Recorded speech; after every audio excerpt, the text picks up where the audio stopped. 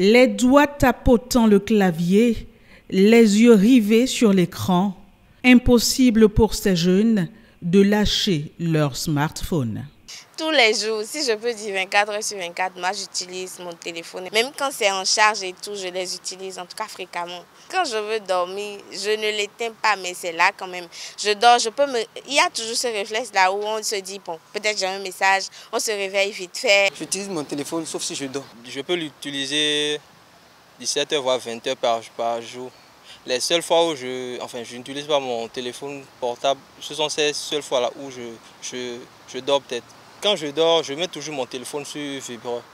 Parce que même quand je dors, il ne faut jamais que je laisse mon téléphone sur silencieux. Parce qu'à tout moment, je peux recevoir peut-être un appel qui sera peut-être très important. Ils passent donc plus de la moitié de la journée scotchés à leur téléphone portable.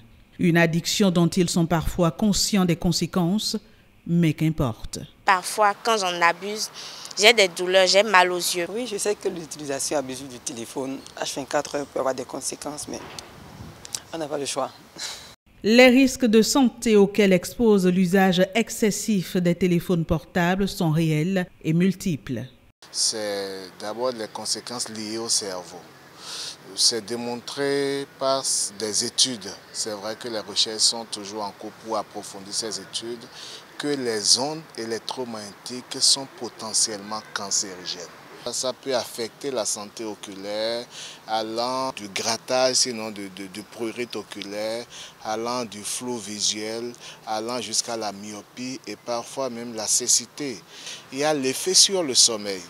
Surtout lorsque la nuit, on a les yeux rivés sur l'écran avec cette lumière-là, ça inhibe la production de la mélatonine par le cerveau, qui est l'hormone du sommeil. Et quand cette hormone n'est pas produite, il y a une insomnie qui s'installe ou bien une difficulté à l'endormissement et tout que ça peut entraîner comme répercussion. Les autres conséquences, c'est lié au rachis cervical.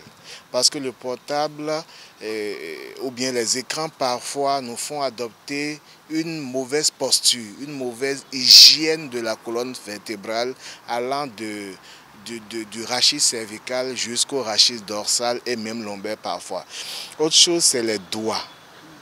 C'est les doigts parce que on dit souvent tapoter, tapoter, tapoter. À force de tapoter tout le temps, c'est des tendinites. C'est des affections liées aux articulations des doigts, surtout au niveau des pouces. L'utilisation non modérée des smartphones peut également favoriser la survenue de l'anxiété et de la dépression chez les utilisateurs.